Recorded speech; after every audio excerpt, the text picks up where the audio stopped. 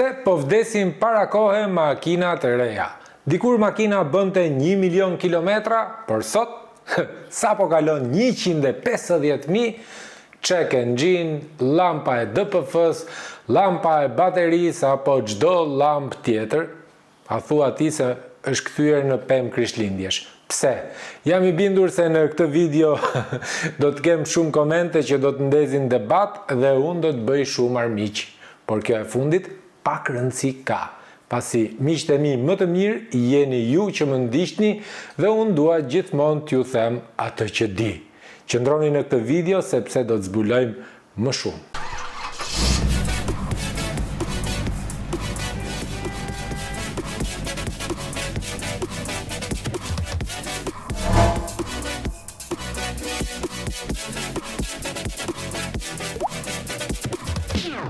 Sot makinat prishen pa kaluar ende 150.000 kilometra, sepse sot makinat ndërtohen nga ekonomistët dhe jo më nga inxhinierët. Për shembull, nëse do të krahasojmë motorin 2.2 të famshmin e Mercedesit me këta motorët e rinj 1.5 që duken si motor korcesh bari, besoj se e kuptoni menjëherë diferencën. Makinat e sotme prishen një ditë pasi mbaron garancia. Pse ndodh kjo rëndom?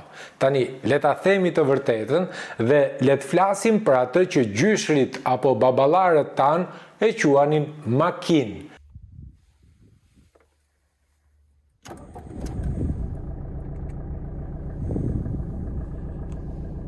E mbani mend Mercedesin 190 ose 240 e famshëm? Ato nuk ishin makina, ishin tanke. Bënin 1 milion kilometra vetëm me ndërim vaj, madje edhe po t'i lije pa vaj, të çonin në shtëpi prap. Ndërsa sot, hap kofanon e një makine dhe shikon vetëm plastik.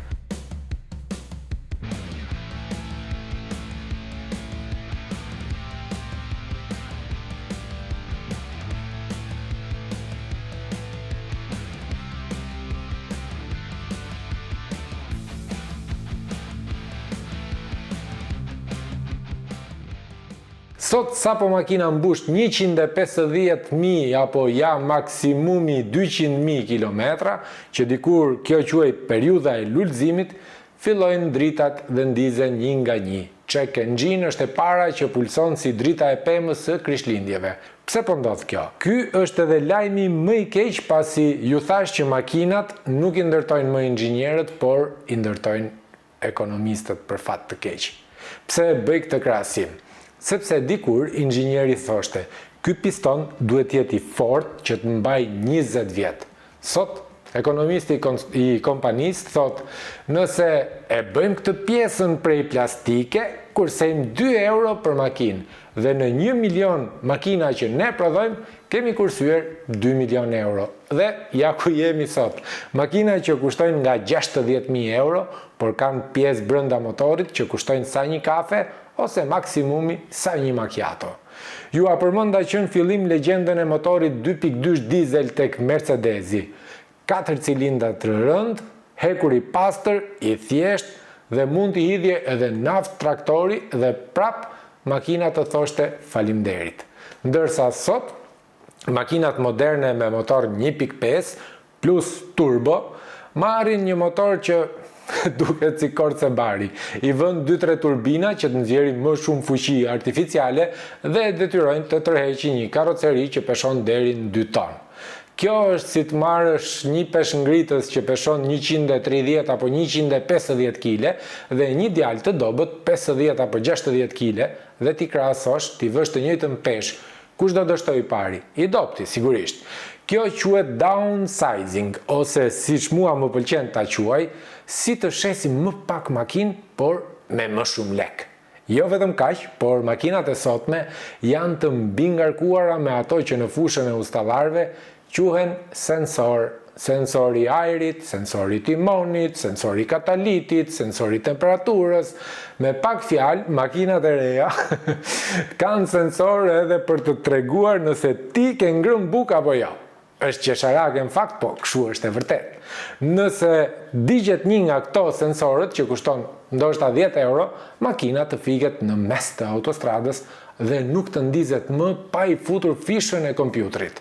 Do me thënë, ne kemi kaluar nga epoka merre Chelsea 13 dhe rregulloje vetë makinën, në epokën paguaj 50 apo 100 euro vetëm që mekaniku të vër fishën e kompjuterit dhe të thotë se makina ka djegur këtë apo atë sensor.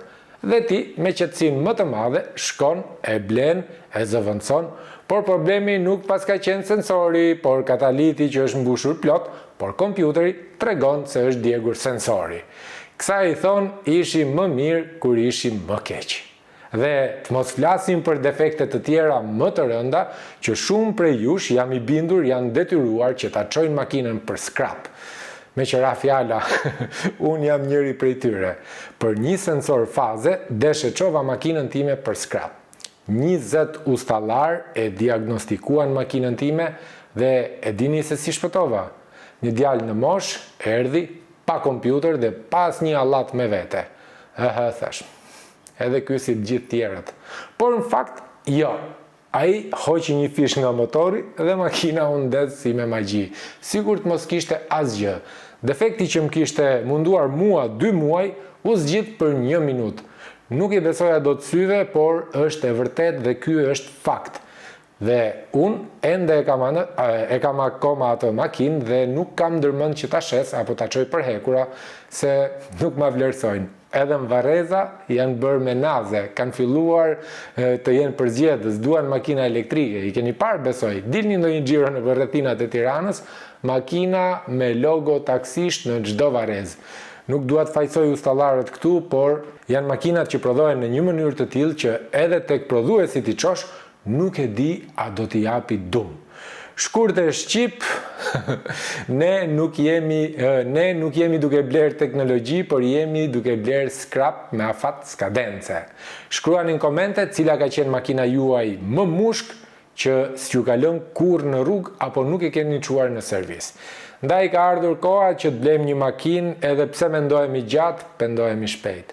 Kjo është e vërteta lakuriq. Shihemi në videon e ardhshme dhe mos harroni kurrë një subscribe për mua, është një tjetër video për ju.